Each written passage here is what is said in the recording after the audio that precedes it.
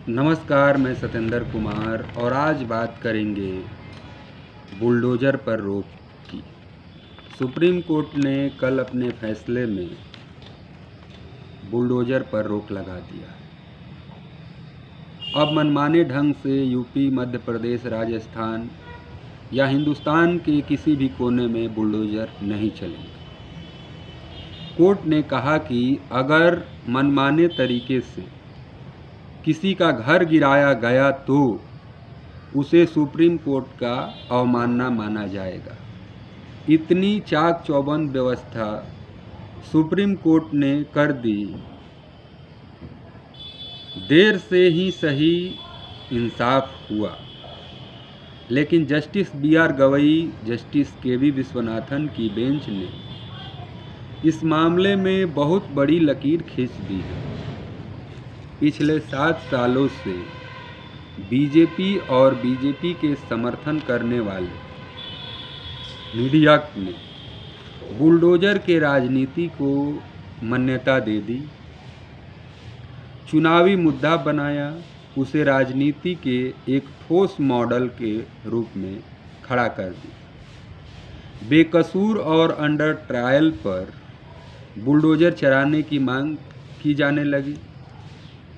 BJP की IT cell जो अफवाह फैलाता है, कई तरह की नफरतें फैलाता है, प्रचार प्रसार करता है, उसने अभियान चलाया। ट्विटर पर लोगों ने बुलडोज़र चलाने की मांग की और चलाने पर जश्न मनाया। उन सभी को आज सुप्रीम कोर्ट ने अवैध घोषित कर दिया, इल्लीगल घोषित कर दिया। सुप्रीम कोर्ट ने अपने फैसले में इस राजनीति के अलावा उन गरीब लोगों को भी राहत दी है जो मुसलमान भी हैं और हिंदू भी हैं, जिनके घरों को रातों रात बुलडोज़र से ढाह दिया गया, जमीन दोष कर दिया गया। कभी वहाँ पार्क बनाने के लिए, कभी पता भी नहीं चलता गरीबों का घर गिराकर किस उद्योगपति को दिया जाने वाला है। 2022 से लेकर अब तक 1,50,000 घर अवैध तरीके से गिराए गए। फ्रंट लाइन में रिपोर्ट छपी है, 7,50,000 लोगों को बेघर कर दिए गए। कोर्ट ने अपने फैसले में बुलडोज़र के सांप्रदायिकता और असंवैधानिक इस्तेमाल पर रोक लगा दी। Justice BR Gavai, justice KV Viswanathan की बेंच ने के सामने इस मामले की सुनवाई अक्टूबर महीने में पूरी हो गई थी। फैसला 13 नवंबर को सुनाया गया, यानी कि कल। जस्टिस BR गवई ने अपने फैसले की शुरुआत हिंदी के मशहूर शायर, महान कवि प्रदीप की एक कविता से शुरुआत की। कवि प्रदीप लिखते हैं अपने कविता में कि अपना घर हो, अपना आंगन हो, इस ख्वाब में हर कोई जीता है, इंसान के लिए दिल की ये चाहत है कि एक घर का सपना कभी न टूटे। इंसान की उम्र गुजर जाती है एक घर बनाने में और सरकारें बस्तियां उजाड़ देती है।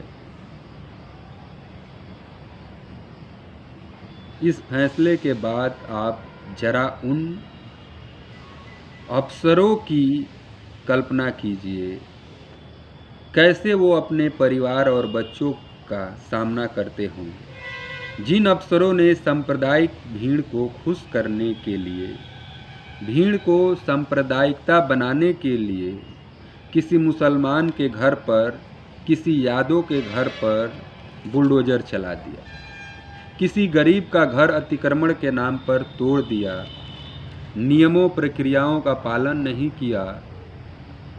अब सुप्रीम कोर्ट ने बता दिया इन मामलों में अब कैसे क्या करना है।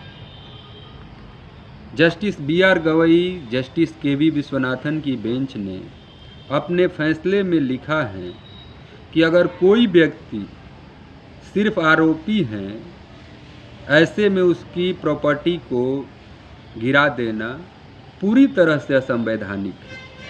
अधिकारी ये तय नहीं कर सकते कि कौन दोषी है, वे खुद जज नहीं बन सकते कि वो कोई दोषी हैं या नहीं। यह सीमाओं को पार करना हुआ।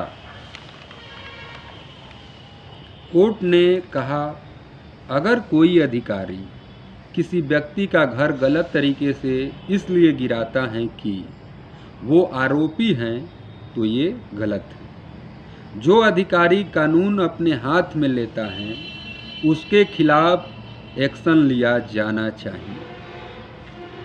मनमाना और एक तरफा एक्शन अधिकारी नहीं ले सकते हैं।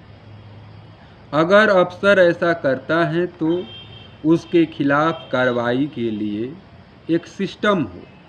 अधिकारी को बख्शा नहीं जाएगा या बख्शा नहीं जा सकता है अगर इस तरह का कोई अधिकारी करता है।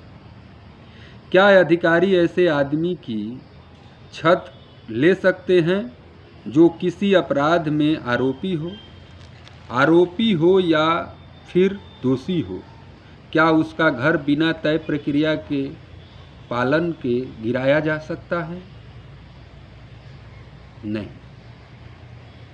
तो इन सब बातों पर जो खास करके जो बीजेपी की राजनीति है, वो 2017 से यूपी में बुलडोजर की राजनीति शुरू हुई थी और इस बुलडोजर का महिमा मंडन तमाम तरह के बीजेपी पार्टी को समर्थन करने वाले सोशल मीडिया पर जो चैनल हैं या राष्ट्रीय मीडिया है, वो बुलडोजर को, बीजेपी को सबसे महत्वपूर्ण फैसलों में से एक फैसला मानती है। जहाँ भी कोई अपराध होता था, सोशल मीडिया पर चलने लगता था कि बाबा का बुलडोजर चल दिया है, बाबा का बुलडोजर तेल भरा रहा है, बाबा का बुलडोजर निस्तो नाबूद कर देगा, बाबा का बुलडोजर का न्याय, इंसाफ, कई तरह के खबरें और टैगलाइन सोशल मीडिया पर चलता रहा। तो सरकारें जब खुद कोर्ट हो जाएंगी तो न्यायालयों को बंद कर देना चाहिए। आखिर न्यायालय किस लिए है? न्यायालय फैसला न देगा कि किसका घर गिराना है, किसका गिराना नहीं है, तो इस पर अब रोक लगेगा। लेकिन बीजेपी ने इस न्याय को लेकर, चाहे किसी गरीब का बात हो, कोई भी झगड़ा होता था, कोई भी मर्डर चोरी किसी पर आरोप लगता था, तो तुरंत बीजेपी उस पर बुलडोजर चला देती थी और ये कहा जाता था कि अवैध रूप से ये घर निर्माण किया गया। तो अवैध हो या वैध हो, कोई अधिकारी जल्दीबाजी में वो घर नहीं गिरा सकता है। इसके लिए जिला जो कलेक्टर हैं ज़िले के, वो एक नोडल ऑफिसर अपॉइंट करेंगे।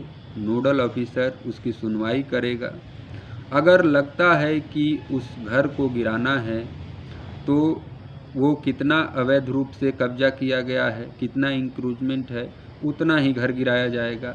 और बाकी अगर गिराया जाता है तो उसके सरकार मुआवजा देगी, उन लोगों को दूसरे जगह विस्थापित करेगी। तो ये तमाम तरह की गाइडलाइन जो है वो सुप्रीम कोर्ट ने दिया है। अगर कोई राजनीति दबाव में या पूर्वाग्रह से पीड़ित होकर कोई अधिकारी इस तरह का कदम उठाता है, किसी का अवैध तरीके से घर गिराता है, तो उसे अपने पॉकेट से पैसा देना पड़ेगा।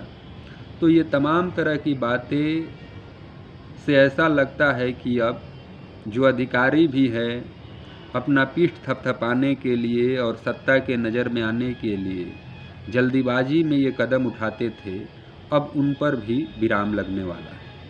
हालांकि जो उत्तर प्रदेश का, जहां से बुलडोजर की राजनीति शुरू हुई थी, उस पर एक कड़ा एक्शन सुप्रीम कोर्ट का माना जा रहा है।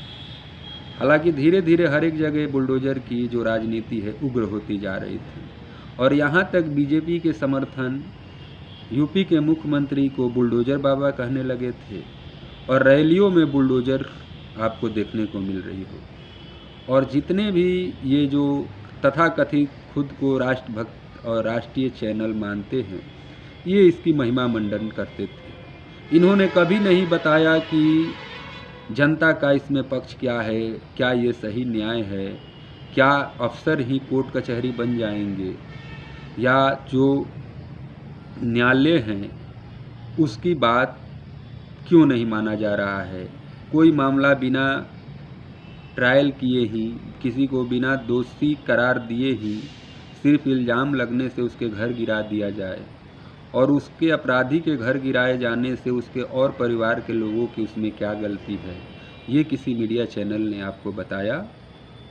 आप जाके फिर से सर्च कीजिए कि किस तरह के महिमा मंडन बुलडोजर की जाती थी। इस पर यूपी के समाजवादी पार्टी के अध्यक्ष और पूर्व मुख्यमंत्री अखिलेश यादव ने कहा कि ये बीजेपी की राजनीति यहीं से समाप्त होती है।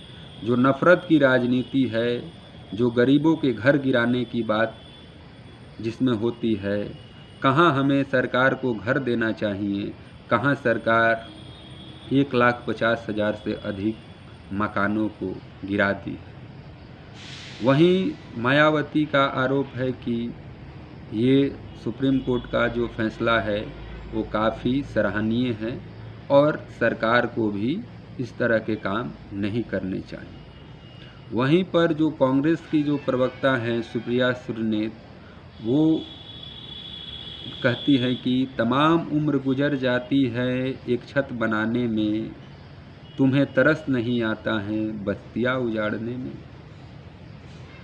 तो इस पार्ट में इतना ही बात हम कर रहे हैं।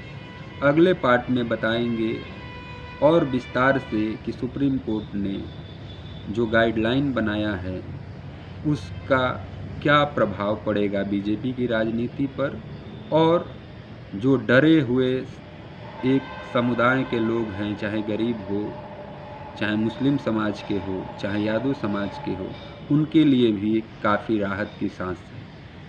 आज इतना ही। नमस्कार, जय हिंद।